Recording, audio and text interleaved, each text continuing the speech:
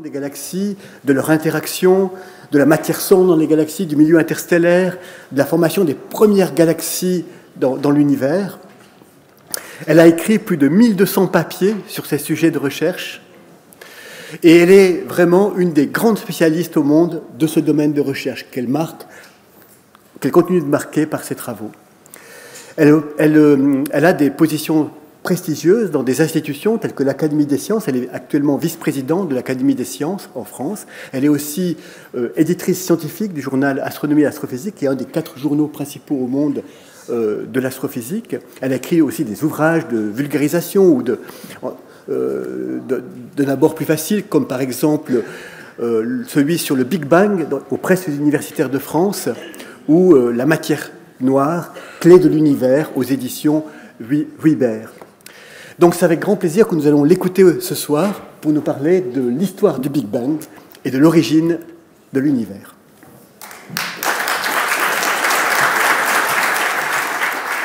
Merci beaucoup.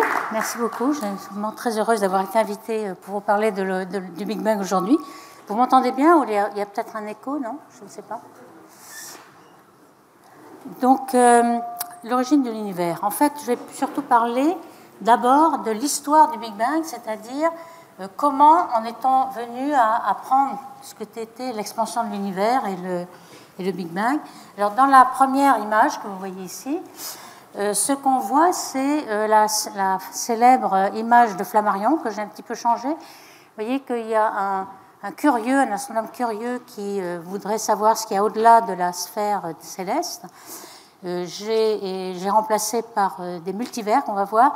J'aimerais aussi vous parler un petit peu des derniers résultats de James Webb. Ça fait 1 an qu'on a commencé à observer et il y a des révolutions déjà. Donc j'espère que j'aurai un petit peu de temps. Donc pour cette fameuse image de Camille Flammarion qui date de 1888, comme vous le voyez ici, en fait il s'agissait de le bord du firmament, là où la Terre rejoint le ciel, et ce qu'il y avait au-delà, c'est une gravure sur bois, donc la couleur est arrivée plus tard. Ce que vous voyez ici, c'est l'Empyrée, c'était supposé être l'empire des dieux, et vous voyez les 4 roues du prophète Ézéchiel, qui avait 2 roues perpendiculaires, ça faisait 4 faces, et il y avait des animaux, etc. Donc c'était l'imagination de ce qu'il y avait au-delà.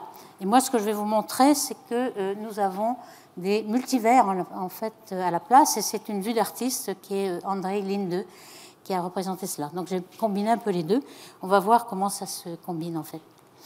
Donc si on remonte, je fais une petite histoire mais rapide quand même, de ce qu'était la taille de l'univers bien avant le XXe siècle.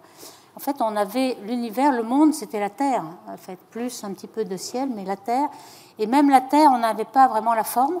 Il semblerait qu'à l'époque, la Terre était plate. Aujourd'hui, il y en a quelques-uns qui le prétendent, mais enfin, c'est difficile de prétendre aujourd'hui lorsqu'on voit les astronautes faire des visions de la Terre ronde. Mais ici, vous aviez une Terre qui était supposée être supportée par un grand arbre ou bien des animaux comme la tortue ici, et avec plusieurs mythologies, il y avait des serpents, des éléphants.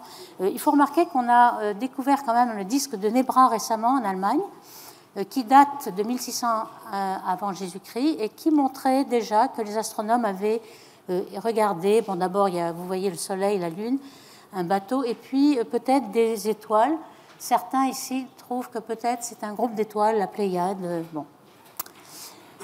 Alors je vais aller très vite parce que finalement notre position dans l'univers, même dans le système solaire, a été très débattue comme vous le savez.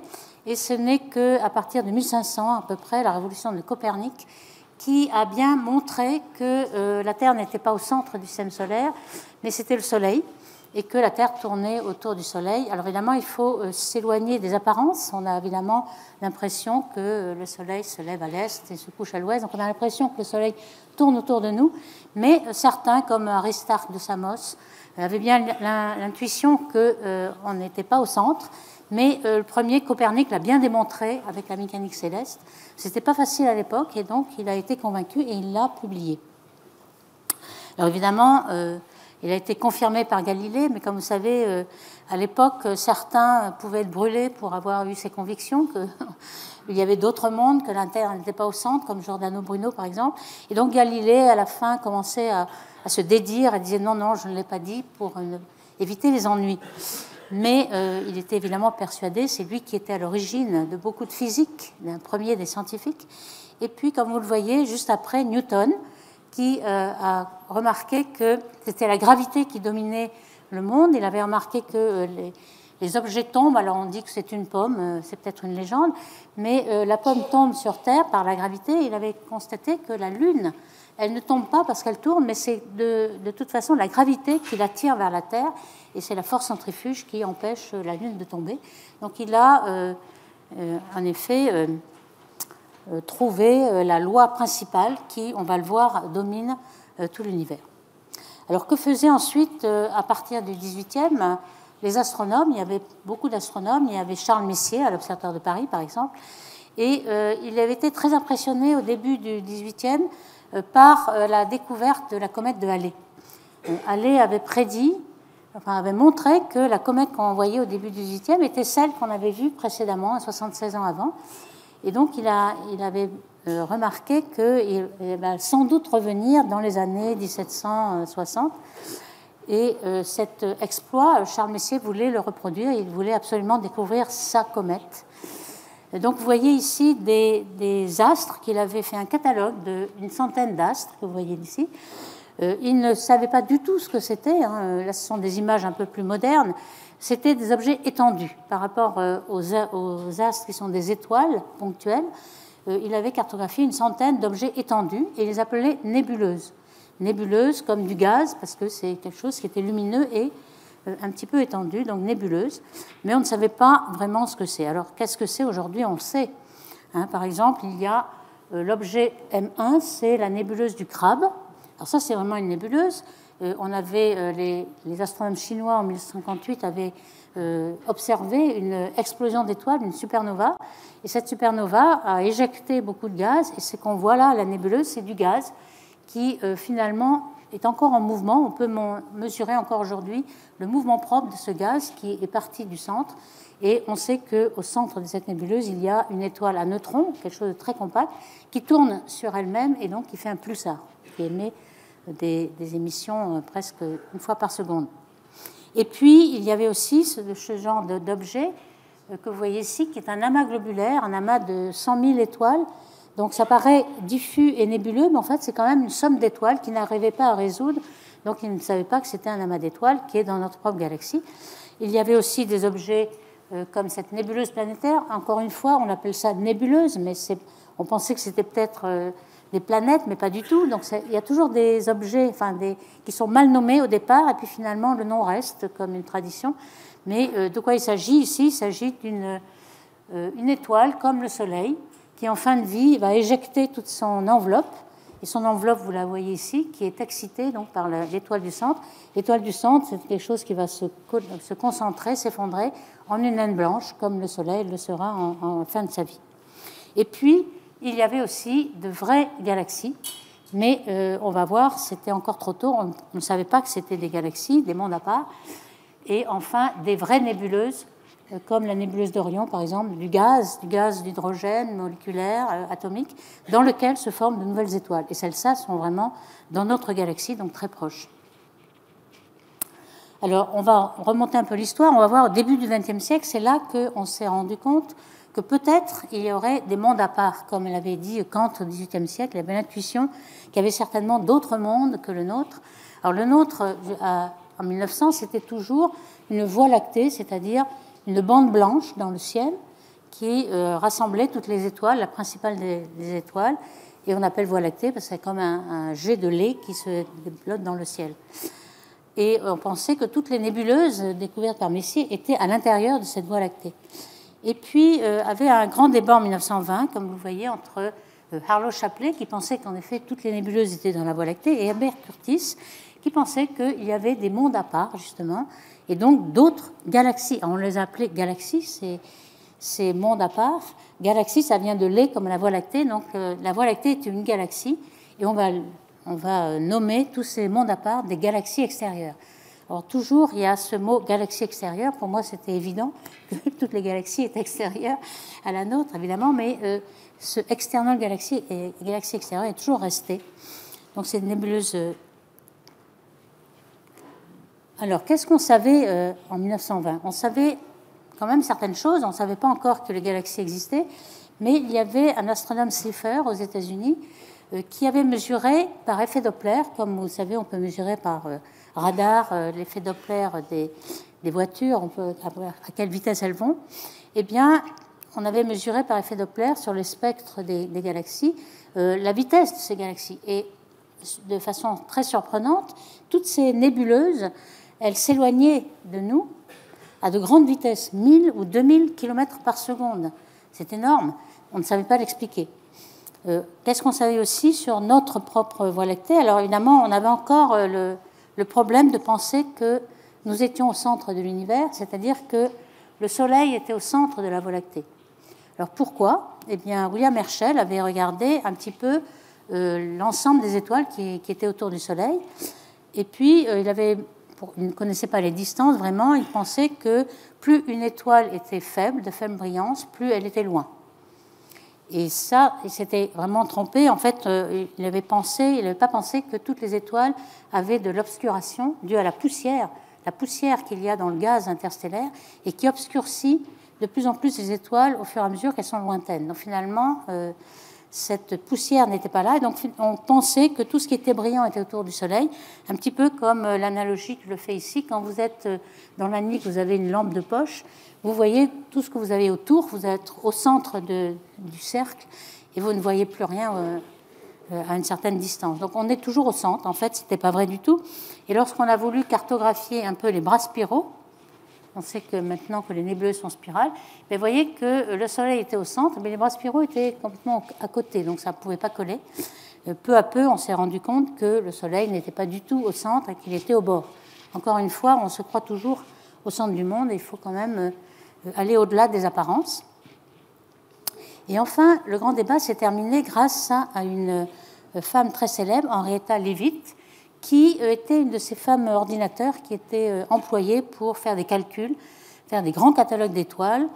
Et elle avait tout un groupe de femmes ordinateurs avec elle. Au début du XXe siècle, il n'était pas possible qu'une femme devint astronome. C'était encore très, très misogyne.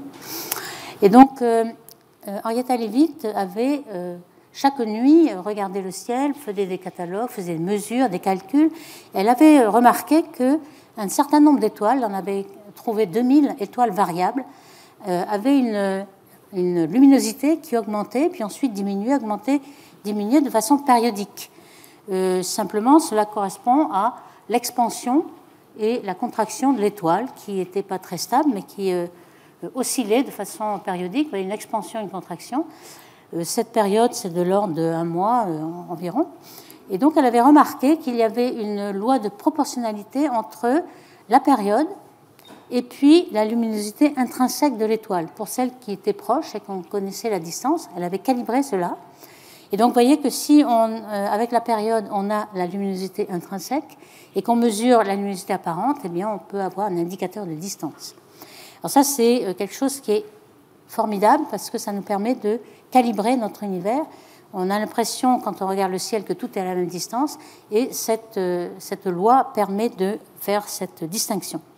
Et donc c'est ça qui a permis à la fin du débat à Hubble, Edwin Hubble, en 1925 et 1926. Il a regardé ces fameuses nébuleuses. Alors les plus proches, c'est la nébuleuse d'Andromède, comme vous le connaissez tous certainement, la nébuleuse du Triangle aussi, qu'on appelle Messier 31 et Messier 33, c'est un de ces objets de Messier qu'il avait regardé au XVIIIe siècle. Et dans cette galaxie, on sait aujourd'hui que c'est une galaxie et n'est pas une nébuleuse, eh bien, il a identifié des céphéides et permis de montrer qu'elles étaient à 2 millions d'années-lumière, donc ça ne pouvait pas être dans la Voie lactée. Donc ça, c'était le début de l'agrandissement de notre univers, qui n'était plus le système solaire, qui n'était plus notre galaxie, mais on a maintenant des distances de 2 millions d'années-lumière. Et puis, tout d'un coup, il reprend les travaux de Slipher, qui avait vu que les nébuleuses s'éloignaient de nous, et il regarde un petit peu la loi entre la distance qu'il peut maintenant mesurer et la vitesse de ces nébuleuses, et il remarque qu'il y a une expansion dont la vitesse est proportionnelle à la distance. Donc c'est la loi de Hubble, on va voir qu'on l'appelle aujourd'hui la loi de Hubble-Lemaitre, parce que justement, c'est Lemaitre qui a eu la principale idée physique de cette expansion. ce que disait en 1929 Edwin Hubble, c'est que, bon, il pensait que cette vitesse était un effet Doppler et que les galaxies s'éloignaient vraiment de nous à cette vitesse-là. Par contre, Georges Lemaître était un abbé belge qui avait suivi les travaux de Einstein, on va en parler tout de suite, et il avait vu que les travaux théoriques prévoyaient une dilatation de l'espace, et donc que les galaxies pouvaient accompagner cette dilatation et s'éloigner de nous. Et donc il avait pensé que c'était certainement ça qui se passait, ce n'était pas un effet Doppler. Il avait aussi un peu extrapolé, puisque les galaxies s'éloignent de nous, enfin, apparemment, qu'est-ce qu'on peut dire dans le passé? Si on remonte dans le passé, on voit que tout ce qu'on voit dans notre horizon ici va se retrouver dans un tout petit volume qu'il appelait l'atome primitif. On va voir que c'est appelé ensuite le Big Bang, mais très longtemps après, par un détracteur, Fred Hoyle, qui ne croyait pas du tout à ce modèle, qui pensait que c'était ridicule, et qui en 1949, dans une émission de la BBC, qui voulait se moquer de ce modèle en disant « c'est le Big Bang, la grande explosion ». Et en fait, ce nom est resté, car il correspond vraiment à ce qui arrive dans l'univers. Alors voici un petit peu pour vous montrer ce qu'est l'expansion de l'univers. Ce n'est pas vraiment que les galaxies bougent, mais les galaxies ne bougent pas. Elles sont immobiles. On prend toujours l'analogie d'un ballon en disant que l'espace est à 2 dimensions et il est restreint à cette surface du ballon. Après, il faudra généraliser à 3 dimensions, mais imaginons que l'univers est à 2 dimensions. Alors, vous voyez que les galaxies ne bougent pas, elles sont fixes, mais c'est l'espace qui se dilate. Et comment? Alors on voit qu'il y a, lorsqu'on regarde une raie spectrale, on voit qu'elle est décalée vers le rouge par cet effet soi-disant Doppler.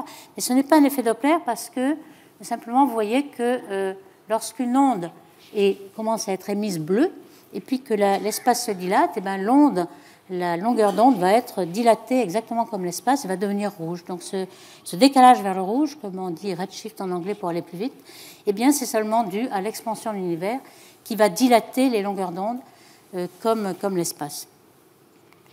Alors justement, c'était ce que prévoyait la théorie.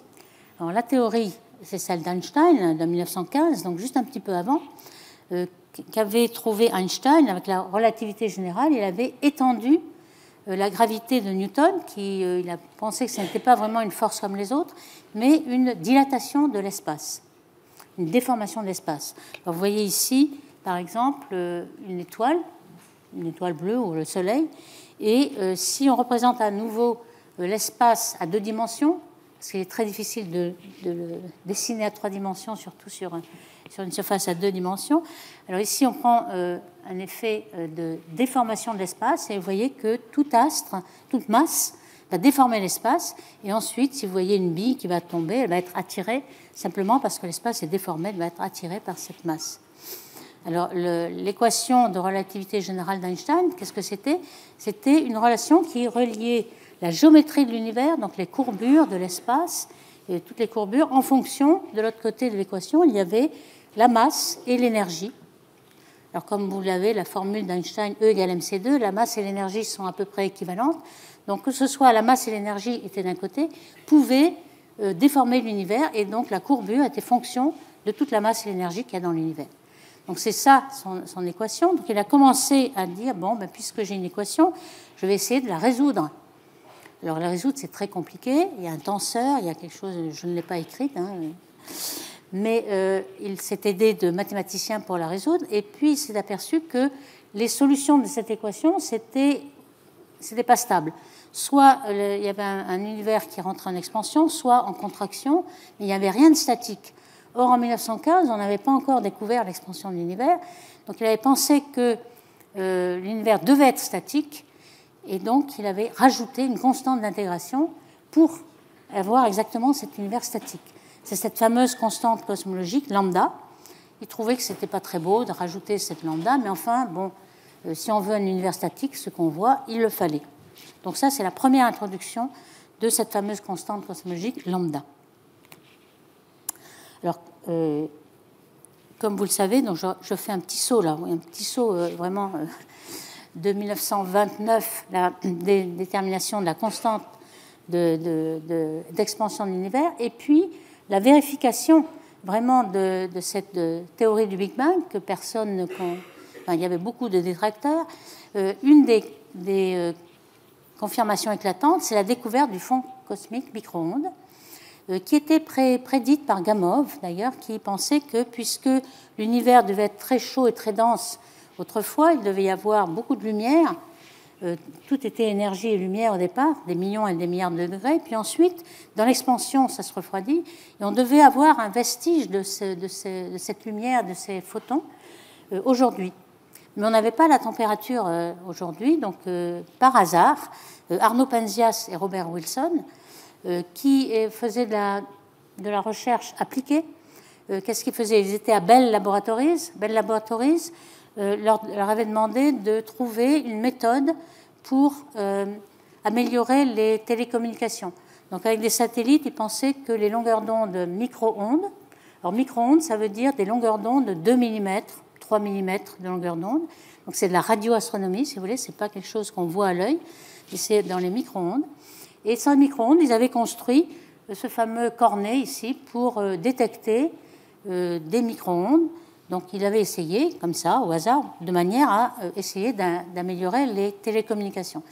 Et puis, ils étaient dominés par un bruit très fort, qui pensait que peut-être il y avait des émetteurs proches, ou bien la Voie lactée, peut-être, parce qu'en fait, partout, quelle que soit l'orientation du cornet, ils voyaient ce bruit qui était formidable. Et finalement, il ne venait pas du Soleil, puisque la nuit, on l'avait le même. Il ne venait pas de la Voie lactée, puisque lorsque la Voie lactée était couchée, on le voyait toujours. Et donc, il était partout. Et peu à peu, donc, ils sont allés voir des théoriciens à Princeton qui les ont convaincus que c'était certainement le vestige du fond cosmologique que l'on voyait, donc avec une température très faible, de presque 3 degrés Kelvin, 2,73 degrés Kelvin, ça veut dire moins 273. À 0 degré, vous êtes à moins 273 Celsius, donc c'est très très froid. Mais il y a énormément de photons qui restent encore aujourd'hui. Je vous donne des chiffres ici, c'est 400 photons par centimètre cube dans cette pièce qui viennent du Big Bang. Comme ces photons vont à la vitesse de la lumière, il y en a à peu près 10 000 milliards de photons du Big Bang qui vous traversent par centimètre carré et par seconde. Donc vous êtes réchauffé par ces micro-ondes, dans un four micro-ondes du Big Bang. Il y a un petit peu de neige qui est détectée, qui vient du Big Bang aussi, lorsqu'il n'y a pas de programme à la télévision. Et puis, on le voit, ce fond de lumière radio, micro-ondes, il domine complètement. Quand vous regardez ici l'énergie, pas seulement le nombre de photons, mais l'énergie de cette lumière, en fonction de la longueur d'onde. Alors ici, vous avez l'optique, c'est-à-dire tout ce qui est rayonné par les étoiles, de toutes les galaxies, de tout l'univers. On appelle ça un fond cosmique optique. En bleu. Oups, non, c'est pas ce que je voulais. Voilà. Ici, vous avez le fond infrarouge, parce qu'une fois que vous avez des étoiles qui sont obscurcies par la poussière va re-rayonner l'énergie qu'elle reçoit des étoiles, et ça va être quelque chose qui est un peu plus froid que les étoiles, donc c'est l'infrarouge. Vous voyez que ce fond infrarouge, bon, il est un peu équivalent au fond de toutes les étoiles, de tout l'univers. Et puis, vous voyez, le fond micro-ondes, il dépasse 2 ordres de grandeur au moins, un facteur 100, par rapport à tout ce que vous pouvez, toute la lumière de l'univers. Donc on est dominé. Si vous aviez des yeux qui pouvaient regarder les micro-ondes, on serait dans un brouillard complet. Alors ce brouillard complet, justement, ça va nous renseigner énormément sur l'origine de l'univers et le Big Bang, justement. Et aussi le contenu de l'univers, combien il y a de matière, combien il y a d'énergie, etc. Alors je vais faire une petite analogie ici, ce qu'on regarde quand on regarde avec un télescope. Il y a eu beaucoup de télescopes qui ont été lancés. On les a lancés dans l'espace parce qu'on est un petit peu ennuyé par l'atmosphère et toutes les perturbations de l'atmosphère. Donc on a lancé des satellites. Le premier, dans les années 90, c'était COBE, un satellite aux États-Unis. Ensuite, il y a eu un WMAP. Et puis récemment, il y a quelques années, on a lancé un satellite européen qui s'appelait Planck, et qui a finalement raffiné le modèle avec une très très grande précision. Alors qu'est-ce qu'on regarde quand on fait la carte du ciel dans ce fond cosmique micro-ondes? On a un certain brouillard, et qui vient d'où? Eh bien, il vient d'une dernière surface de diffusion de tous ces photons, de toute cette lumière. Alors, je fais une analogie avec le Soleil. Parce que le Soleil, vous voyez, voilà la surface du Soleil. À l'intérieur du Soleil, vous avez énormément de diffusion. Les photons par le plasma, il y a un gaz très ionisé, un électroproton, etc., qui va diffuser la lumière, diffuser des photons. Normalement, le rayon du Soleil ne fait que 2 secondes de lumière, mais donc s'il n'y avait pas de diffusion, le photon émis par le centre du Soleil sortira en 2 secondes, et là, en fait, il met 200 000 ans à sortir. Donc, vous voyez qu'il a été diffusé, au lieu de 2 secondes, il prend 200 000 ans. Donc, c'est ce qui arrive au début de l'univers. Vous avez un plasma très chaud, très dense, qui diffuse les photons. Donc les photons ne sortent pas au départ. Et puis peu à peu, l'univers va rentrer en expansion, il va être de moins en moins dense. Et il va y avoir un moment où on a une dernière surface de diffusion, un peu comme le Soleil ici. Vous avez la dernière surface de diffusion qui est la surface du Soleil, que vous voyez. Et ensuite, les photons nous arrivent en ligne droite à la Terre. Donc ce que vous voyez ici, lorsque vous faites une carte du ciel, vous voyez les derniers photons qui nous arrivent de cette dernière surface de diffusion que l'on peut identifier, car on connaît à peu près, c'est quelque chose qui est tout à fait linéaire au départ. Ça arrive 380 000 ans après le Big Bang. 380 000 ans, c'est quand même une période très petite. L'âge de l'univers, on va le voir, c'est 13,8 milliards d'années. Donc 380 000 ans, c'est vraiment une toute petite, c'est au début de l'univers, lorsqu'il n'y avait pas encore de galaxies, il n'y avait pas de structure. Donc qu'est-ce qu'on voit en fait dans cette carte de l'univers en micro-ondes à 2 mm de longueur d'onde? C'est exactement la longueur d'onde que vous avez dans votre four micro-ondes. Vous avez plein de photons qui chauffent votre menu, votre repas, mais c'est 2 mm de longueur d'onde. Donc c'est cette longueur d'onde que l'on a. Alors ici, ce qu'on voit, évidemment, on n'a pas mis la constante. Je veux dire, c'est un brouillard complet parce que c'est très très élevé. On va retirer tout ce qui est constant. Et on voit que lorsqu'on a retiré ce qui est constant, on voit une petite structure qui est un dipôle. Alors un dipôle, pourquoi? Parce que nous sommes en mouvement par rapport au référentiel au repos de l'univers. Et donc on a une vitesse de 600 km par seconde dans une certaine direction.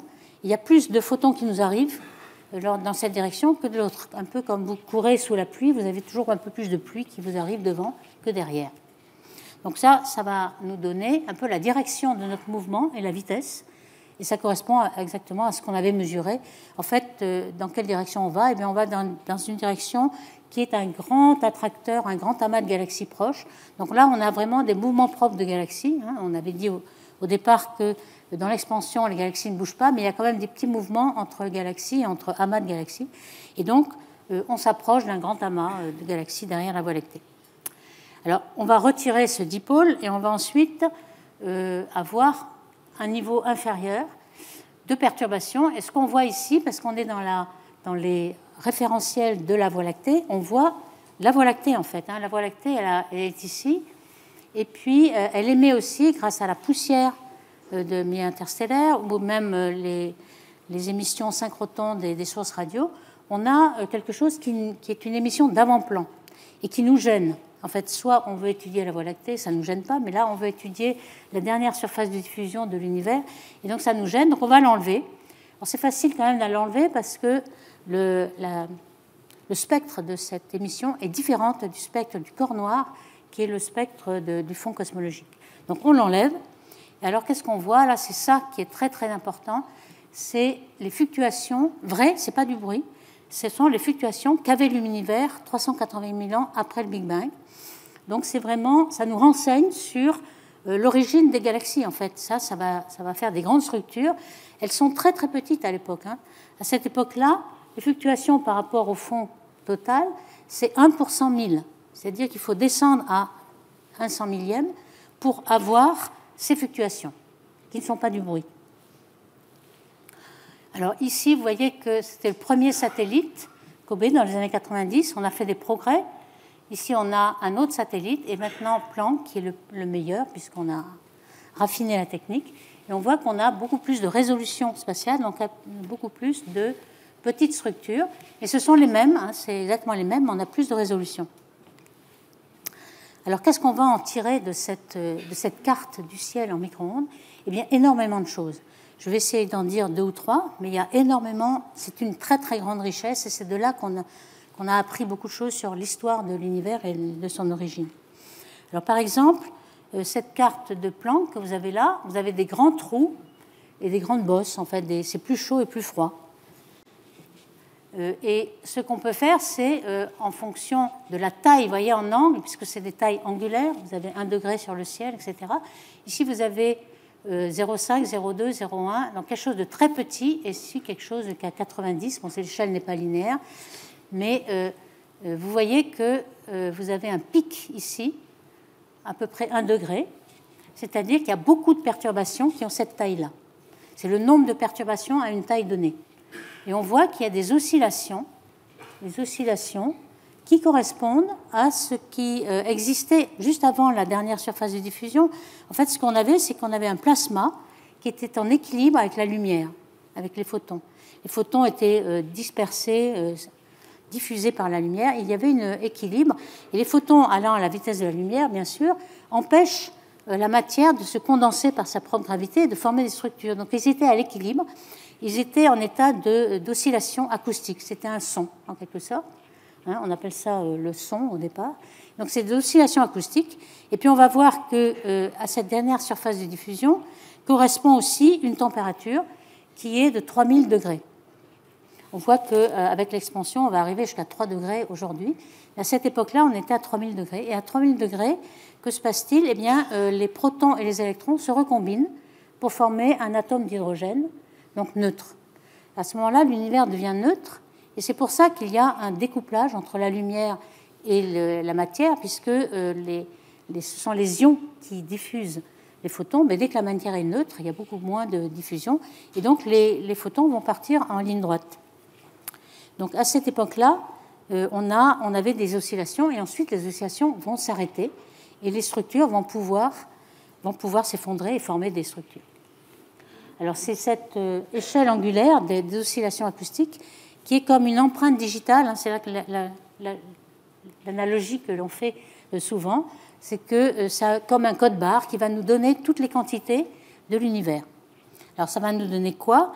Eh bien, d'abord la structure de l'univers. Est-ce que l'univers est courbe? Est-ce qu'il est une courbure positive, négative? Est-ce qu'il est plat? Et on va voir que c'est cette position-là. Alors, ce que je montre ici, c'est le modèle, la courbe en vert. Et puis, les points rouges, c'est vraiment les points de mesure. Vous voyez que les barres d'erreur sont très, très, très petites. Ici, elles sont encore plus petites lorsque les tailles sont petites, c'est-à-dire moins qu'1 degré. Pourquoi? Parce qu'il y en a beaucoup, beaucoup. Alors qu'évidemment, les tailles de 90 degrés, il y en a très peu, donc la barre d'erreur sont plus grandes pour les grandes tailles, mais ensuite, on a une extrême précision avec le nombre de pixels que l'on a dans la carte. Alors pourquoi toutes ces valeurs, ces amplitudes de fluctuation nous donnent la quantité de matière? Et bien justement, c'est la matière qui, comme un ressort, va rappeler le photon, il va être à l'origine de ces oscillations. Donc ça nous permet de savoir quel est le nombre de matières ordinaires qu'il y a, le nombre de matières noires, exotiques, etc. Alors par exemple, je vais donner un petit exemple. On s'est aperçu, bon, j'anticipe un peu parce qu'on va voir que ça arrive à peu près au début du XXIe siècle, mais j'anticipe un peu. On sait que dans les équations d'Einstein, il y avait 3 possibilités. Soit la densité est très très forte, et donc ça courbe l'univers, et ça donne un univers fini, et c'est représenté un petit peu par cette sphère. Donc l'univers, c'est la surface de la sphère, toujours à 2 dimensions, l'analogie. Hein. Et donc si oméga, on utilise ce terme oméga pour la densité de l'univers sans dimension. Hein, normalement, la densité de l'univers, ce serait ρ, une densité. On va le normaliser par une densité critique. Alors, pour donner l'ordre de grandeur, c'est très, très, très, très faible. L'univers a une densité extrêmement faible, 29 ordres de grandeur moins que la densité de l'eau. Donc, ça vous dit que l'univers, c'est quasi vide. Et donc, cette oméga vous donne une quantité sans dimension qui vous donne la densité. Donc, si la densité est très grande, plus grande que cette densité critique, vous avez un univers très courbe, comme l'air positive. Si elle est très faible, alors vous avez une courbure négative, qu'on représente par une selle de cheval. Et finalement, pour une densité moyenne, vous avez un univers plat. Et justement, le destin de l'univers était dû à cette courbure et cette densité. Ici, nous avons, en fonction du temps, nous sommes ici à t égale 0, vous avez la taille caractéristique de l'univers. Donc on conçoit que si vous avez un univers très très dense, donc le Big Bang va donner une impulsion, il va rentrer en expansion, mais la densité va le rappeler comme un soufflet qui monte, et puis la gravité le fait descendre le soufflet, si vous voulez. Et donc ici, si vous avez beaucoup de densité, vous avez un Big Bang, et puis tout d'un coup, hop, vous avez un Big Crunch, ça se retombe sur lui-même. Ça, c'est les univers très très denses. On n'est pas du tout dans cet univers-là. Et puis, vous avez un univers, s'il était plat, on avait quelque chose qui est toujours en expansion, et puis alors, une expansion qui s'accélère de façon exponentielle, et on s'est aperçu que nous étions dans ce cas-là. Alors pourquoi ? Parce qu'on va rajouter cette fameuse constante cosmologique d'Einstein, que pendant tout le XXe siècle, on a convenu qu'elle serait égale à 0, parce qu'on ne pouvait pas la mesurer. Et on va voir qu'à l'aube du XXIe siècle, on a mesuré cette constante cosmologique, ou cette énergie noire, comme on veut. Donc finalement, nous sommes dans ce modèle-là, c'est-à-dire que notre destin, c'est d'avoir une expansion accélérée, indéfinie, et pratiquement exponentielle. Alors je voulais montrer justement comment on peut dire avec très grande précision que l'univers est plat, c'est-à-dire la courbure est nulle. Eh bien, c'est géométrique, si vous voulez. Ici, nous avons un pic à 1 degré. Alors, qu'est-ce que c'est que ce pic ? C'est la plus grande taille qu'a pu parcourir le son depuis le Big Bang. Après, il y a d'autres tailles, toutes les oscillations, mais la plus grande, c'est ce qu'on appelle horizon sonore, c'est-à-dire la taille qu'a parcouru le son depuis 0 jusqu'à 380 000 ans. Alors, la vitesse du son dans le plasma, on la connaît, c'est à peu près la vitesse de la lumière sur racine de 3. Donc, tout ça est bien connu. Donc, on sait quelle est la taille de l'horizon à cette période-là. On va s'en servir comme règle. Vous voyez, ici, c'est une règle. Donc, ça fait 150 000 parsecs, ou bien 500 000 années-lumière. Donc, on a une règle bien précise. Et puis, on regarde sous quel angle on voit cette lumière, cette règle. Cette règle, on la voit sous l'angle de 1 degré. Alors, si on la voyait sous un plus petit angle, eh bien, ça veut dire qu'on serait dans un univers ouvert avec une courbure négative. Alors, vous voyez que la position est très précise. Ici, si on l'avait observé ici, on aurait un univers fermé avec une courbure positive. Et si on l'observait ici, ce serait un univers ouvert. Eh bien, on l'observe ici. Et donc, ça veut dire que les photons vont en ligne droite et il y a 1 degré. Il n'y a pas moins qu'1 degré, il n'y a pas plus qu'1 degré. Il y a 1 degré, donc ça veut dire que l'univers est plat. Les photons se déplacent en ligne droite entre la dernière surface de diffusion et nous. Donc c'est géométrique. Je n'ai pas écrit l'équation, mais vous pouvez sentir pourquoi on peut dire avec grande précision, puisque là on a une position de 1 degré très très très grande, que l'univers est plat. On peut aussi en déduire beaucoup de choses. Par exemple, l'âge de l'univers, donc 13,8 milliards d'années, qui vient aussi de toute la richesse de cette carte et de ces fluctuations-là. Alors, dans ces oscillations, il y a aussi la matière exotique qui aide à faire ces oscillations. C'est pour ça que la position de ces fluctuations et puis l'amplitude nous donnent toute la nature de la masse qu'il y a dans l'univers. Alors, si on revient un peu dans le passé, pourquoi Einstein avait besoin de cette constante, on avait vu que c'était pour dire que l'univers était statique. Alors pour lui, il voulait quelque chose de statique, et fatalement, quand c'était statique, ce n'est pas plat. C'est à courbure positive. Et en 1931, évidemment, on a vu que l'expansion de l'univers avait été découverte en 1929.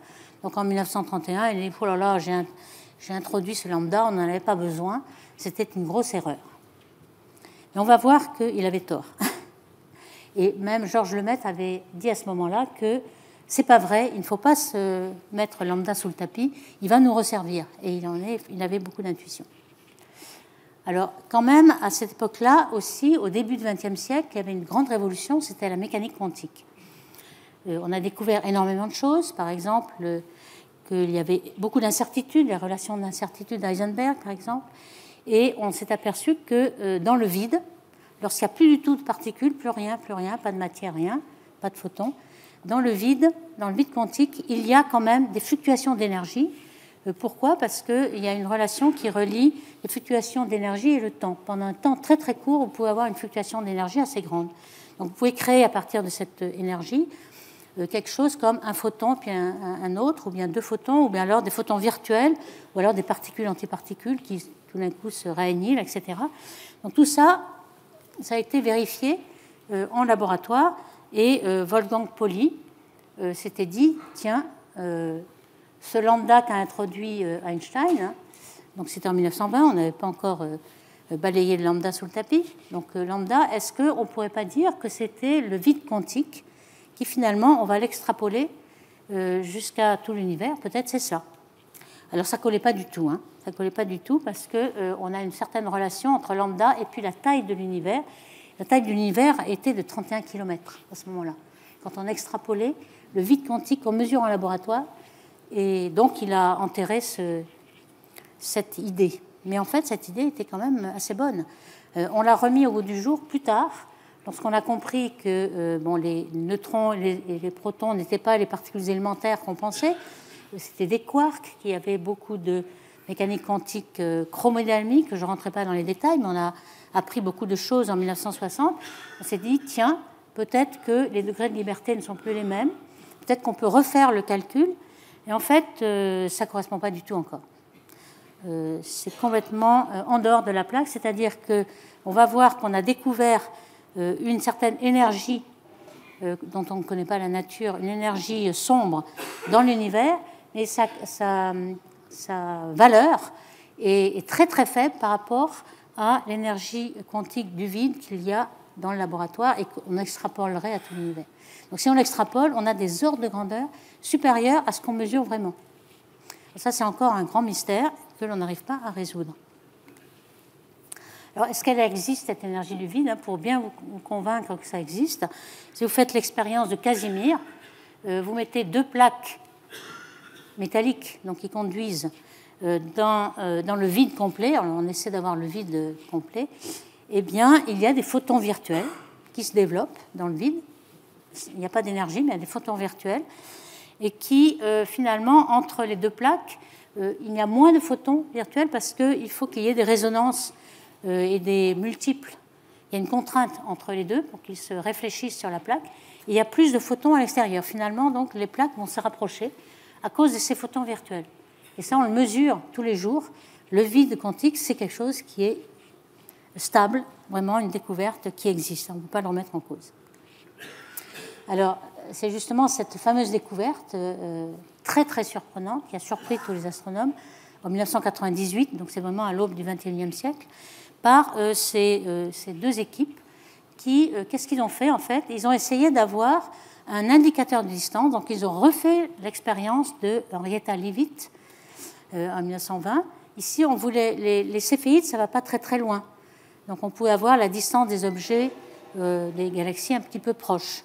Donc ce qu'on aurait voulu, c'est d'aller plus loin. Et donc il nous fallait un indicateur de distance beaucoup plus puissant.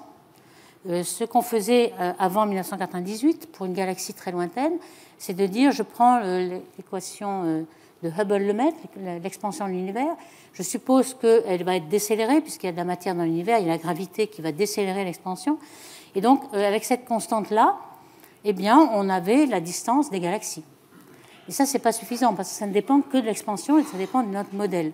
Donc, ils ont eu l'idée d'aller voir des supernovas d'un type un petit peu différent. Ce n'est pas les supernovas comme le crabe, où vous avez une explosion d'une étoile en fin de vie. Ça, c'est la supernova de type 2, et qui est moins brillante, finalement. Donc, il y a un autre type de supernova qui est celle d'étoiles binaires, où il y a une naine blanche avec un compagnon normal, avec une grosse enveloppe. Et lorsqu'un petit peu de gaz du compagnon tombe sur la naine blanche, il peut y avoir une grande explosion, et qui est une supernova de type 1A, qui est très très brillante et qui se voit encore plus loin que les supernovas ordinaires de fin de vie d'une étoile. Donc c'est cette calibration de distance qui tout d'un coup a permis d'aller au-delà de la moitié de l'âge de l'univers, donc elle est très loin. Et on s'est aperçu que lorsqu'on a comparé l'expansion de l'univers des galaxies qui contenaient ces supernovas, que les supernovas étaient bien plus loin que ce qu'on croyait par rapport à la loi de l'expansion. Donc ça voulait dire que on s'était trompé avec la loi de l'expansion, elle était beaucoup plus accélérée qu'on ne le pensait. Et c'est ça qui a été une grosse surprise, parce qu'on pensait qu'il n'y avait que la gravité dans l'univers, et donc que de la masse qui pouvait faire retomber le soufflet. Et tout d'un coup, ce soufflet, il se met en expansion accélérée. Pourquoi? Il a fallu inventer un élément qui a un effet répulsif et non pas attractif. Et donc, c'est cette fameuse énergie sombre. C'est une énergie, ce n'est pas une matière, hein, mais elle joue quand même sur la forme et la dilatation de l'univers, et puis elle accélère énormément. Et comme elle a un petit peu, on a pu la mesurer localement, on va voir que plus tard, avec le satellite Euclide, on mesurait plus, mais localement, elle ressemble à la constante cosmologique d'Einstein. Donc on la remet au goût du jour, cette constante cosmologique, et comme c'est une constante, au début, elle est dominée par la matière dans l'univers. La matière, elle va, dans l'expansion, sa densité va diminuer.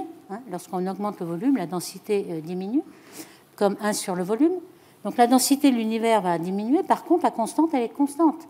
Et donc, à un moment donné, et ce moment-là, c'est environ il y a 5 milliards d'années, c'est-à-dire à peu près un tiers de l'âge de l'univers. Donc il y a 5 milliards d'années, tout d'un coup, cette constante va dominer la courbure de l'univers. Et bientôt, donc pour l'instant, on est à 70% d'énergie sombre, et bientôt, elle va dominer complètement, et on va être dans un univers où la matière va être négligeable. Et ça, c'est ce qu'avait prédit avec une grande intuition De Sitter. Il avait essayé de résoudre l'équation d'Einstein en disant, bon, je n'arrive pas à la résoudre avec beaucoup de matière, je vais supposer que la matière est nulle, il n'y a pas de matière, il y a juste ce fameux lambda. Et il avait trouvé une expansion qui s'accélère de façon exponentielle, et on va bientôt dans cet univers de De Sitter. Donc voici ce qu'on a appris donc, depuis une vingtaine d'années. Maintenant, on sait exactement quel est le contenu de l'univers. Donc nous avons de la matière ordinaire, celle dont nous sommes faits ici, et qu'on comprend très bien, l'hydrogène essentiellement dans l'univers, mais aussi des éléments lourds comme sur les planètes. Donc ça correspond à 5%. Toutes les étoiles, les galaxies, et tout ce qu'on voit, c'est 5% qu'on appelle baryons, parce que ce sont des éléments lourds. Hein. Baryon, c'est des éléments lourds en grec. Donc toute la matière, c'est 5%. Et puis, on sait qu'il y a d'autres matières qui ne se voient pas, la matière invisible. On ne la voit pas, mais comment on la détecte? Eh bien, simplement, quand vous avez une galaxie qui tourne, on va voir, hein, je vais peut-être le décrire un peu plus en détail, eh bien, on sait qu'il faut beaucoup plus de masse que ce qu'on voit pour faire tourner la galaxie, et ainsi de suite. Donc ça, on le mesure par sa gravité, mais il y en a peut-être dans la pièce, elle n'est pas vraiment noire, elle est transparente. Le photon n'interagit pas avec cette matière, donc elle n'absorbe pas la lumière, elle n'émet pas de lumière, et donc c'est la matière invisible.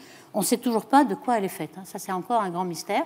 Et puis cette fameuse énergie sombre, qui est actuellement 70% du contenu de l'univers, et qui accélère l'expansion, et on ne sait pas encore.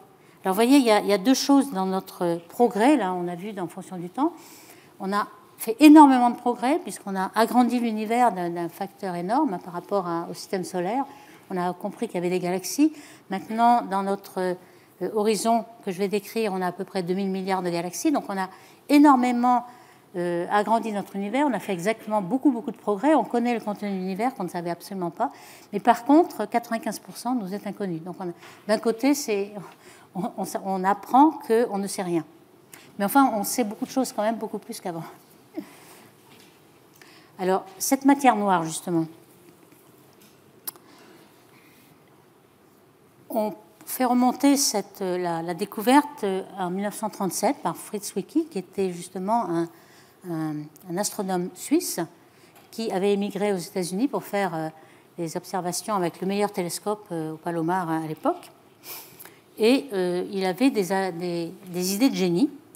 Il avait eu l'idée de regarder l'amas de Coma. Alors, un amas de galaxies, c'est un ensemble de galaxies qui contient 1000 galaxies, etc., qui est réuni dans un volume assez grand, donc qui est une structure qui est liée gravitationnellement.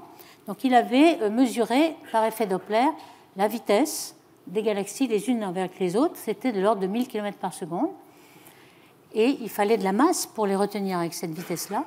Et donc, il avait trouvé quelle était la masse que vous deviez avoir. Et grosse surprise, la masse était bien supérieure à la masse qu'il voyait dans les galaxies. Alors, la masse qu'il voyait, c'était la masse des étoiles. Normalement, on peut calibrer la masse en fonction de la luminosité. Vous avez un rapport masse sur luminosité que l'on exprime en unités solaires. Si vous avez des étoiles de type Soleil, eh bien, le rapport masse sur luminosité devait être égal à 1. Donc, alors, évidemment, il y a des étoiles qui ont plus de masse par rapport à la luminosité. Ça peut être un facteur 5 au plus. Donc, on s'attendrait à trouver m sur L égale 1 ou 5. Et en fait, c'est 500 qui est trouvé. C'est-à-dire que la masse dynamique qu'il faut pour retenir la main est 100 fois plus grande que la masse des étoiles que vous voyez. Donc, la masse invisible domine, et d'un gros facteur, parce qu'il y avait des incertitudes, mais là, c'était bien au-delà des incertitudes possibles.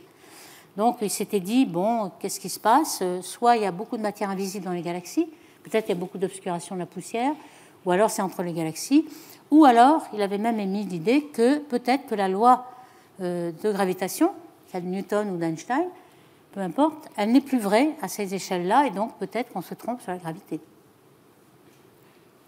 Il y avait aussi Jan Oort qui avait vu en 1932 que dans la Voie lactée, vous pouvez mesurer la vitesse des étoiles perpendiculaire au plan. Et en fait, leur vitesse était très très grande par rapport à la masse que vous voyez dans le plan. Donc là aussi, il y avait de la matière noire. Et puis, Vera Rubin est arrivée aussi un peu plus tard, en 1978. Alors, de 1937 à 1978, les idées de Fritz Zwicky n'ont pas été crues vraiment, parce que, bon, il avait des idées géniales d'un côté, mais de l'autre, il ne croyait pas du tout au Big Bang. Il avait des photons qui s'étiraient en fonction de leur longueur d'onde, etc. Il ne croyait pas non plus que dans les galaxies, la courbe de rotation était due à la gravité, mais il pensait qu'il y avait de la viscosité et qu'on ne pourrait jamais en déduire la matière invisible dans les galaxies. Et c'est ce qu'a fait justement Vera Rubin. Donc avec des collègues, Ford et al., ils ont regardé des courbes de rotation. Alors, courbe de rotation, ça veut dire qu'on a la vitesse de rotation des étoiles ou du gaz, on va voir plus tard, en fonction de la distance au centre. Ici, vous avez la nébuleuse d'Andromède, par exemple, vous êtes au centre, et puis vous voyez comment varie la vitesse. Alors, si au bout d'un certain temps, vous n'avez plus d'étoiles, ce qui arrive ici, là, pratiquement plus d'étoiles, mais vous attendez à ce que la vitesse retombe. C'est un peu comme dans le système solaire. Vous avez la loi de Kepler qui vous dit que la vitesse au carré décroît en 1 sur R. Donc, on s'attendrait à avoir une décroissance keplérienne ici. Et en fait, ce qu'on observe, c'est quelque chose qui est plat et qui ne descend pas. Donc, ça veut dire que vous avez beaucoup de matière encore, et pas tellement au centre, mais au bord. Donc, on appelle ça les halos noirs, les halos de matière noire. Alors, en plus, je n'ai pas ici de masse, mais on a depuis été beaucoup plus loin, hein, jusque-là, parce qu'on a du gaz autour des galaxies. Les étoiles s'arrêtent à peu près ici, comme vous le voyez pour Andromède, mais le gaz va très loin. Le gaz est, dans les galaxies d'aujourd'hui, 4 ou 5% de la masse seulement. Donc, il ne contribue pas beaucoup à la masse. Par contre, c'est un traceur de la vitesse. Et donc, lorsque vous avez des vitesses qui sont plates jusque-là, ça veut dire qu'il y a énormément de matière noire dans les halos. Pas tellement au centre des galaxies massives, comme la nôtre au Messier 31, mais au bord, vous avez des halos de matière invisible. Alors, qu'est-ce que c'est que cette matière? Quels sont les candidats à cette matière? Eh bien, nous n'avons pas beaucoup de candidats aujourd'hui. Dans le modèle standard de particules, il n'y a aucune particule qui pourrait jouer le rôle de la matière invisible. Elles sont toutes visibles. Donc, il y avait quand même un petit espoir à un moment donné, c'est que les neutrinos, dans le modèle standard, ils n'ont pas de masse.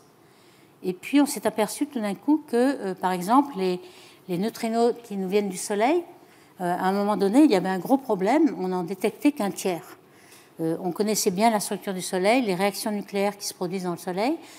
Eh bien, ces réactions nucléaires produisent des neutrinos, mais surtout des neutrinos électroniques. Il y a 3 sortes de neutrinos, celles qui sont associées aux muons et aux taux, mais on détectait les neutrinos électroniques. Et on s'est aperçu plus tard qu'on n'en détectait que le tiers. Pourquoi? Parce que les neutrinos, ils se transforment dans les 3 flaveurs, les 3 saveurs des neutrinos. Le neutrino électronique devient tauique, puis muonique, etc. Et donc, à la fin, entre le Soleil et nous, on n'en détectait que le tiers. Alors, si ces 3 neutrinos s'échangent lorsqu'ils parcourent une certaine distance, ça veut dire qu'ils ont une petite masse. Alors à l'époque, on ne pouvait pas la mesurer, mais c'était encore possible que peut-être la masse des neutrinos puisse être cette fameuse matière invisible qu'on ne voit pas. Les neutrinos, c'est très difficile à détecter. On a des télescopes à neutrinos, mais ils traversent toute la Terre. Les neutrinos, ils sont détectés de l'autre côté de la Terre. Il y en a peut-être un sur des milliers qui peuvent rencontrer le détecteur. Donc c'était un bon candidat pour la matière noire. Eh bien finalement non. Pourquoi? Parce que c'est de la matière noire chaude. Alors qu'est-ce que ça veut dire? Vous avez 3 simulations de grandes structures de l'univers dans un ordinateur avec de la matière noire froide, tiède et chaude. Alors chaude, ça veut dire que les particules sont de très très petite masse et sont relativistes. Si elles sont petite masse, elles se déplacent presque comme les photons à la vitesse de la lumière, ou très, très proche.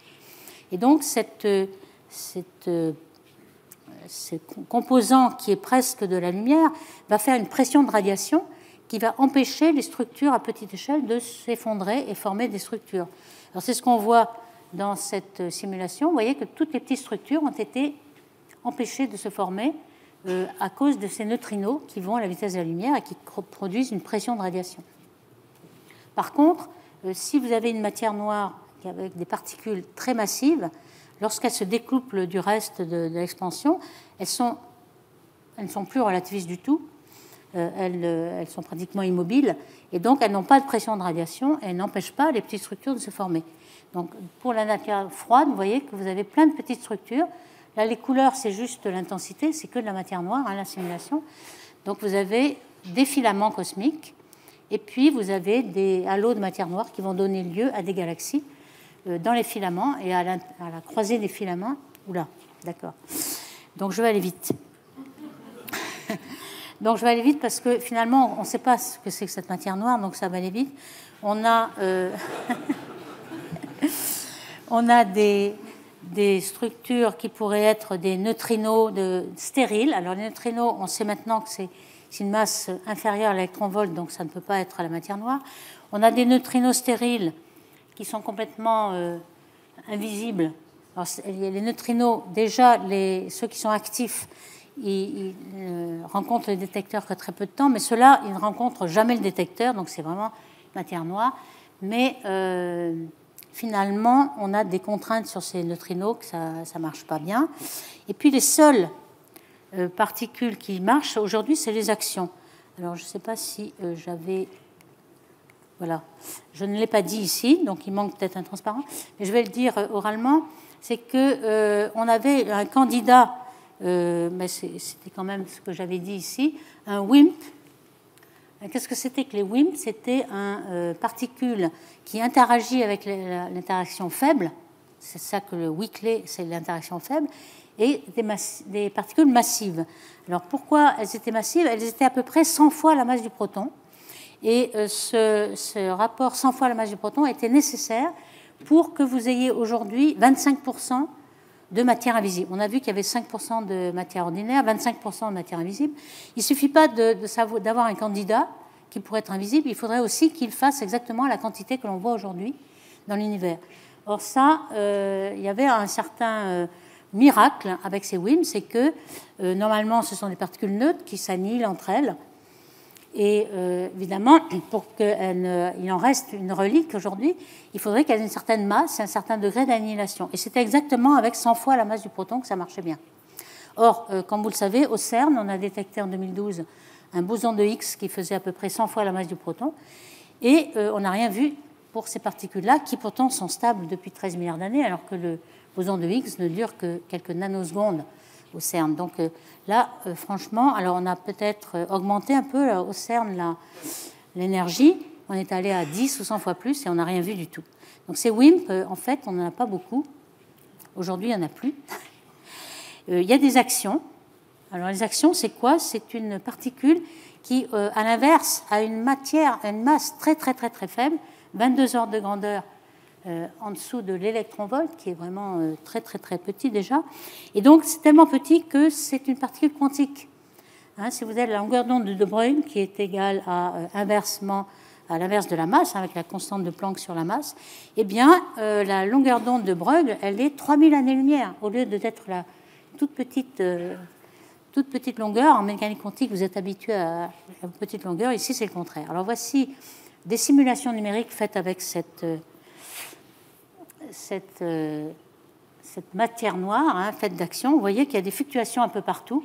Alors ça, c'est des contraintes que l'on a sur les galaxies, parce qu'en fait, cette fluctuation, qui ne s'arrête jamais puisque elle est de nature quantique, eh bien, elle va chauffer les étoiles et on va avoir des contraintes sur ces actions. Donc, j'en parlerai pas beaucoup.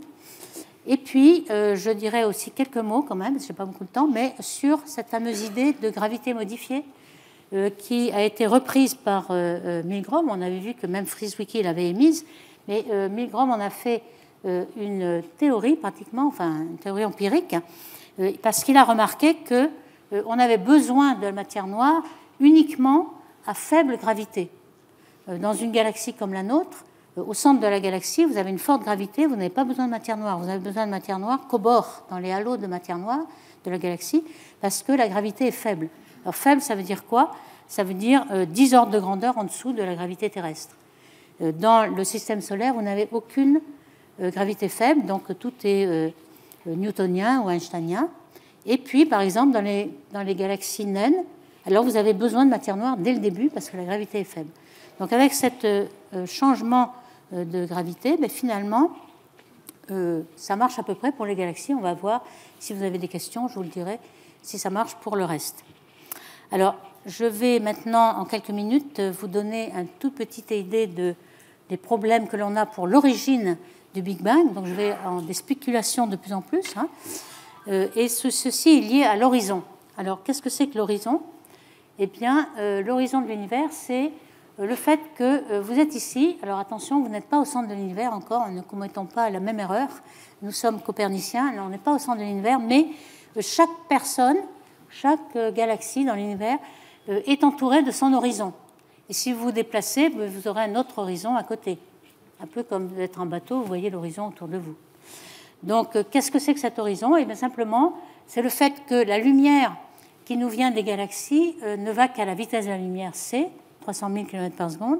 Et donc, si une galaxie est à cette distance-là, 13 milliards d'années de lumière de nous, eh bien, on la verra lorsqu'elle était dans son enfance, et on voit les photons qu'elle nous a émis à cette époque-là. Et puis, à un moment donné, vous avez le Big Bang. Donc, on remonte jusqu'au Big Bang. Ici, on remonte le temps. On remonte le temps en astronomie. Le télescope fait remonter le temps. Et lorsqu'on remonte jusqu'à 13,7, eh bien, on voit le Big Bang, que je vais représenter ici en orange.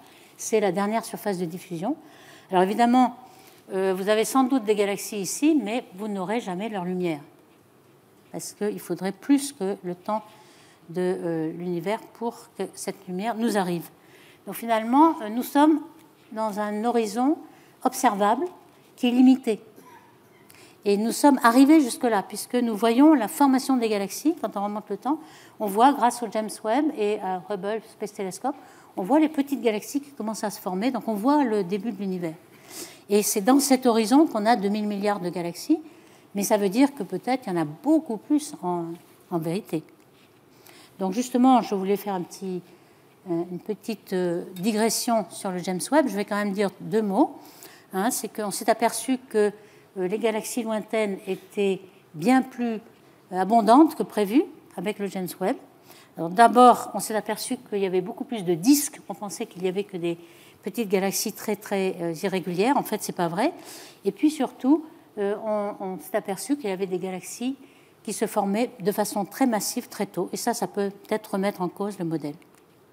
Donc, vous voyez, le champ profond de Hubble, on va le comparer avec celui de là, je passerai, hein, le champ de Hubble. Ce qu'on avait avec le Hubble, c'était, au bout d'une certaine distance, on voyait que des petits paquets.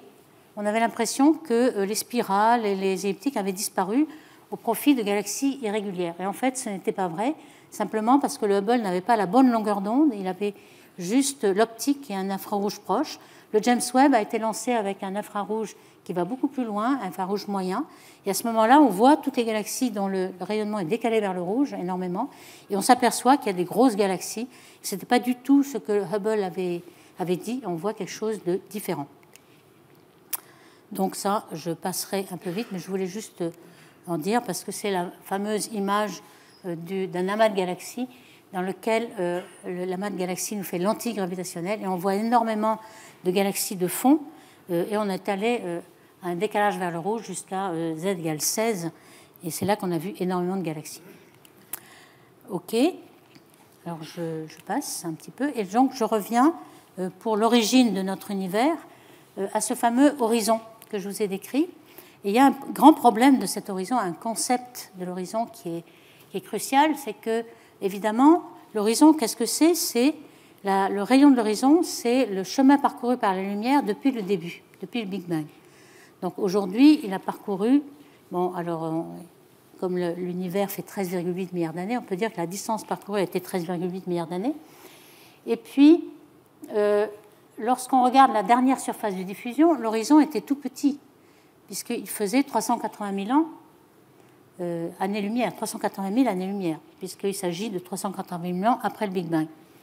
Or, cet horizon, aujourd'hui, donc, on le voit sous la forme de 1 degré. Donc, dans le ciel de Planck, là, que je vous ai décrit tout à l'heure, eh bien, on a 40 000 horizons, 40 000 degrés. On ne se comprend pas pourquoi la température est si homogène sur les 40 000 horizons. Parce que l'horizon, ça veut dire qu'il n'y a pas eu de signal qui est passé d'un horizon à l'autre. Il aurait fallu avoir une vitesse supérieure à la vitesse de la lumière. Donc, ils sont complètement déconnectés causalement, mais ils ont la même température à un 100 millième près, 2,73 degrés. Donc, c'est ce problème d'homogénéité qui est incompréhensible. C'est ce qu'on appelle le problème de l'horizon. Et donc, on a été obligé d'inventer encore quelque chose, qui est l'inflation, qui va nous faire dilater l'univers dans la première 10-32 secondes, c'est-à-dire vraiment une fraction très très petite de seconde juste après le Big Bang. Vous avez une inflation, c'est-à-dire que l'univers va se dilater, alors beaucoup plus que l'inflation, que l'expansion, il va se dilater. Et puis, pendant cette fraction de seconde, eh bien, l'horizon, la lumière n'a pas le temps de bouger, même elle va bien à 300 000 km, mais elle n'a pas le temps de bouger. Et donc, l'horizon, il est toujours là. Mais vous voyez qu'on en a beaucoup d'horizons avec un volume qui vient du même endroit. Donc, c'est pour ça qu'il est relié. Donc, l'univers s'est dilaté, et donc, on comprend pourquoi il est homogène. Il comprend plusieurs horizons. Donc, c'est ça l'expansion. Et en fait, il y a beaucoup d'avantages à cette inflation, c'est qu'on explique pourquoi l'univers est plat.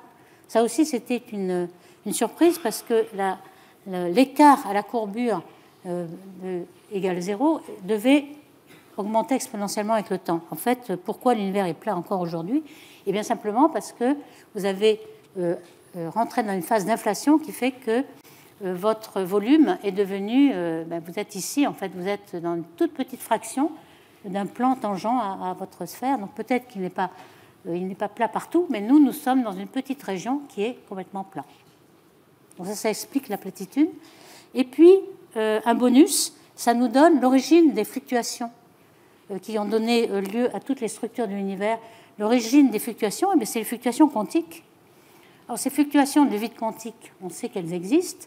Vous avez des fluctuations d'énergie comme cela. Et puis, tout d'un coup, en 10-32 secondes, ces fluctuations qui sont de l'ordre de la taille du Planck, elles vont devenir... Alors, l'inflation, c'est 30 ordres de grandeur. Donc, elles vont devenir macroscopiques. Au lieu d'être microscopiques, elles vont devenir macroscopiques. Elles vont être ces fluctuations que vous voyez dans la dernière surface de diffusion. Donc, c'est ça qui est l'origine. Donc, c'est l'origine quantique des fluctuations. Alors, on en déduit beaucoup de choses. Et il y a quand même un problème. C'est que si vous avez une petite partie de l'univers, toujours dans nos 3 dimensions, avec le temps en 4e, qui est partie en expansion, enfin en inflation, comme ça, il faut pouvoir l'arrêter à un moment donné. Et l'arrêter, on trouve des solutions qui arrêtent cette expansion, mais on ne l'arrête pas partout.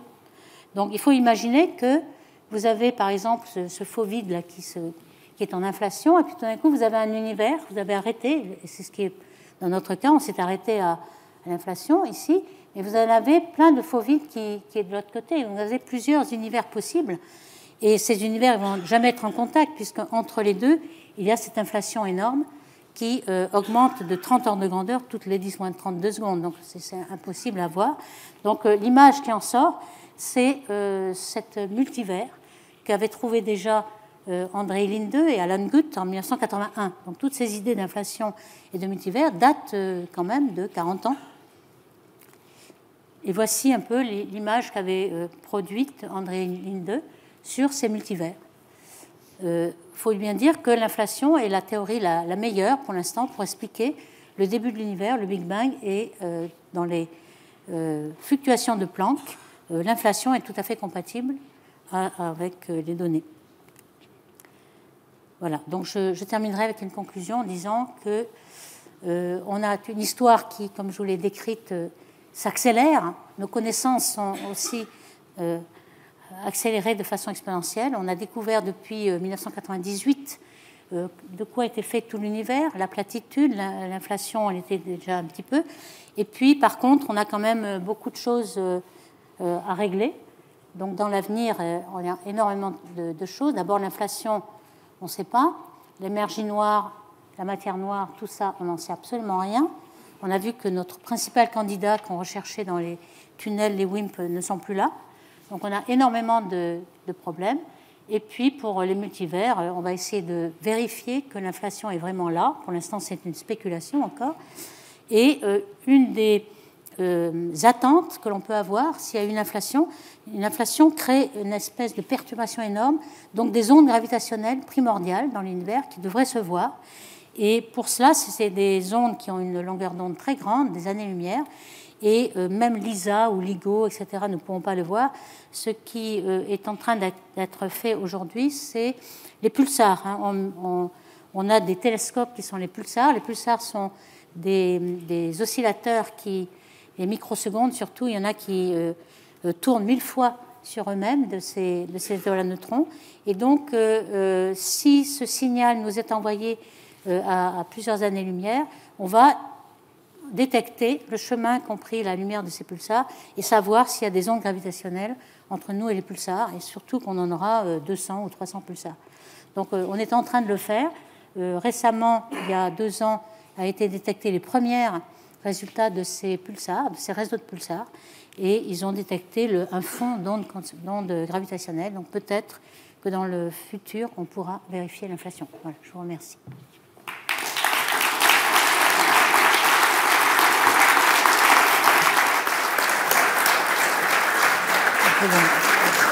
Merci. Merci beaucoup pour cette merveilleuse conférence qui a fait en 1 heure, un peu plus d'1 heure, mais qui a résumé 13,8 milliards d'années, si on peut dire. Donc c'était vraiment très court par rapport à l'histoire que vous avez racontée et qui est allée des plus vieilles idées jusqu'aux idées les plus modernes et les questions les plus actuelles. Donc la conférence est ouverte aux questions. Et donc ceux qui ont des questions sont priés de se manifester. Ah, voilà, il y en a une là-bas. Donc le micro va arriver. Merci. Bonjour, merci pour cette conférence. Quand vous évoquez les photons du fond diffus, vous nous dites qu'ils ont 13 milliards d'années ou à peu près. Moi, ça m'intrigue parce qu'il me semble, intuitivement, j'aurais tendance à dire qu'en 13 milliards d'années, ils ont disparu, ils sont loin, on ne les voit plus, ou alors qu'ils ont été absorbés par quelque chose qu'ils ont croisé sur leur chemin. Comment ça se fait qu'on les voit toujours ? Oui, on est baigné dans les photons. Comme je dis, il y en a 400 par centimètre cube ici aujourd'hui. Donc autrefois, c'était encore plus puisque l'univers était plus concentré. Donc il y en a peut-être quelques-uns qui sont absorbés par les galaxies, mais les galaxies, c'est un volume très faible, négligeable dans l'univers. L'univers est quasi vide, donc les photons se déplacent en ligne droite et ne sont pas absorbés du tout. Une partie infime seulement serait absorbée. Alors, on est baigné dedans et ils viennent de partout. Et comme l'univers est infini, ce sera sans fin. C'est un bain, il faut se dire qu'on est dans le bain.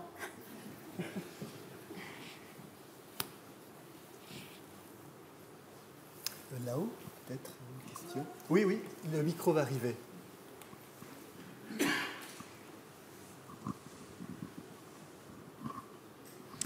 Merci, madame, pour votre excellente présentation. Et tout au début de votre présentation, vous avez commencé en parlant de Copernic, ça veut dire l'histoire. C'est là-dessous que je reviens. C'est que entre Ptolémée et Copernic, il y avait 5 autres astronomes scientifiques que vous n'avez pas mentionnés. Alors, je suis là tout à fait d'accord. Et tout ça, non, c'est très important. Permettez-moi de dire qu'il y a le géocentrisme, après le géocentrisme de Ptolémée, il y avait Azophile qui parlait de héliocentrisme, et ceci au moins 3 siècles avant Copernic. C'est plus important. Étant en formation biologique, origine pour moi, c'est important.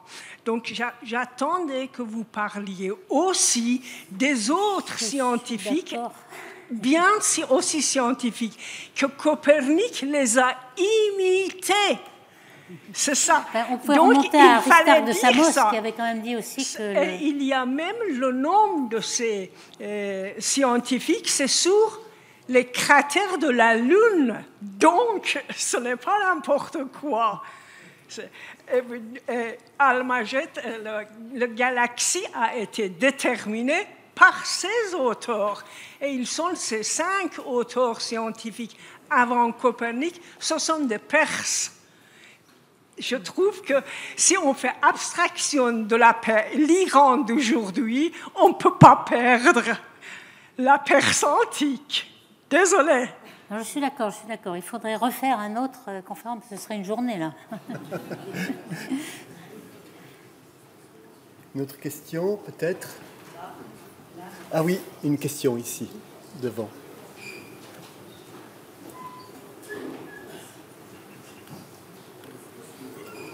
Peut-être.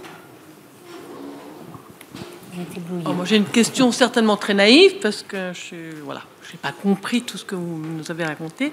Donc, on est dans une hypothèse de plusieurs univers, multivers. Est-ce que chacun de ces univers a son propre Big Bang? Un propre, pardon? Big Bang. Ah, oui. En fait, chaque univers a des constantes différentes.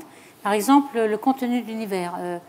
La fraction de matière noire, de matière visible, etc., est différente. Certaines peuvent avoir une courbure positive, négative.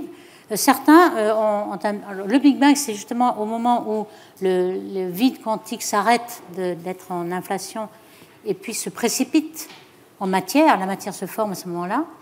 Et donc, il y a un Big Bang à chaque fois.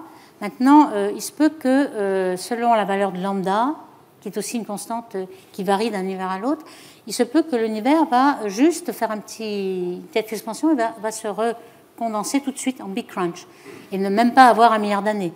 Donc, évidemment, certains ont dit que si nous sommes là, c'est parce que notre univers a eu le temps d'avoir 13,8 et d'avoir une évolution de planètes, d'étoiles et puis peut-être de la vie humaine ensuite, qui prend peut-être 1 milliard d'années si on compte tout cela. Et il y a certains univers qui seront un peu avortés, qui au bout d'1 milliard d'années seront terminés en Big Crunch, par exemple. Donc tout ça, c'est les constantes oméga de la densité lambda. Et bien, tout commence par un Big Bang. Alors, une question ici, peut-être, et puis après, je reviendrai là-bas. Oui, merci. Pour revenir à la question de l'inflation que vous avez montrée à la fin, vous avez mentionné une inflation chaotique. C'est dans quel contexte? Un contexte quantique, relativiste, classique. Donc, qu'est-ce qu'on entend à ce niveau-là par le terme chaotique? Oui, chaotique, ça veut dire en effet que ça part dans tous les sens. En effet, c'est quantique de toute façon et c'est relativiste aussi. Donc, là, il faudrait mettre des équations parce que c'est Andrea Linde qui a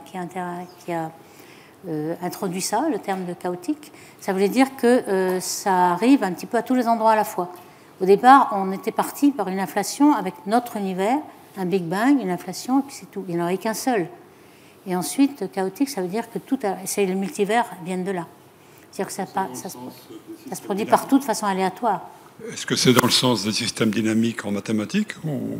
Non, simplement, c'est aléatoire et ça arrive partout. D'accord. Encore peut-être 2 questions. Excusez-moi. Oui, pardon. Merci pour votre conférence. C'était vraiment très intéressant. J'ai une question toujours sur l'inflation qui est un problème extrêmement intriguant. Est-ce qu'on a déjà des idées, des modèles sur ce qu'on devrait voir en termes de ondes gravitationnelles? Oui, parce qu'il y a plusieurs projets qui sont en cours de proposition. Il y a plusieurs projets, mais les ondes gravitationnelles qu'on a vues déjà aujourd'hui avec LIGO et Virgo, par exemple, ce sont des lignes de base. En fait, on fait une interférométrie avec des lasers. Les lignes de base, ça fait 1000 km qu'on mesure, enfin qu'on multiplie jusqu'à 4000 km en faisant des réflexions. Mais la longueur d'onde, elle fait 10 000 km. Et ça nous donne des ondes gravitationnelles de fusion de trous noirs, d'étoiles à neutrons, des toutes petites masses qui ont une petite longueur d'onde. Ensuite, on va lancer dans l'espace LISA, qui pourra avoir des millions de kilomètres, puisqu'on aura plusieurs satellites, et donc on va pouvoir avoir des trous noirs de masse intermédiaire. Et pour voir les trous noirs supermassifs qu'il y a dans chaque galaxie, alors là déjà, ce sont des années-lumière de longueur d'onde. Donc c'est une longueur d'onde, quand elle va arriver, ça prendra 1 an à arriver, donc c'est vraiment très long. Et ça, on ne pourra pas envoyer des satellites avec des années-lumière de distance. Donc c'est vraiment les pulsars qui sont à l'imaginaire. Et donc ces ondes gravitationnelles primordiales, elles sont aussi de plusieurs années-lumière. Il y en a tout un spectre. Donc c'est un petit peu le grand problème, c'est que pour l'instant, on a détecté un fond. Il n'est pas encore directif, donc on va progresser. On a un fond qui pourrait être surtout le cumul de toutes les trous noirs supermassifs qu'il y a dans chaque galaxie et qui fusionnent, parce qu'il y a beaucoup de galaxies qui fusionnent. Et on peut les détecter à n'importe quelle distance.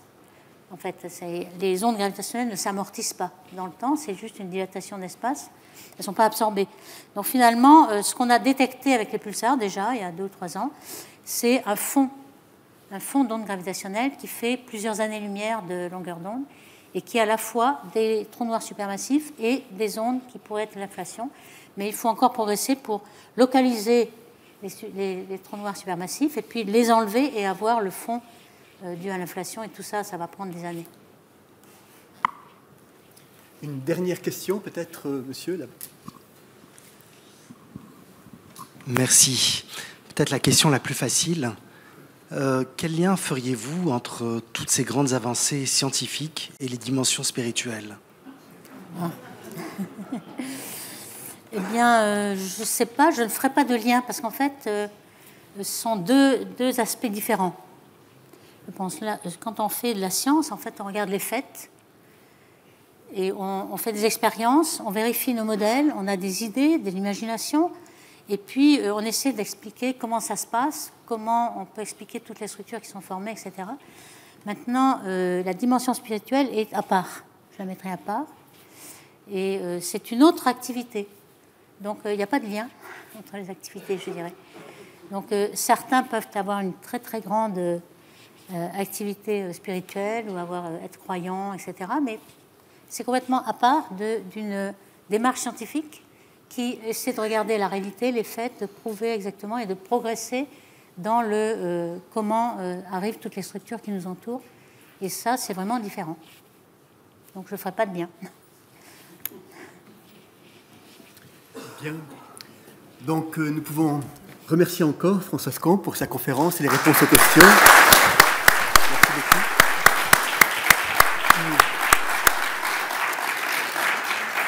Et nous vous donnons rendez-vous le mercredi 13 décembre pour une autre conférence par Étienne Klein qui aura pour titre « À quelle distance sommes-nous des Lumières ?» Voilà. Bonne fin de soirée.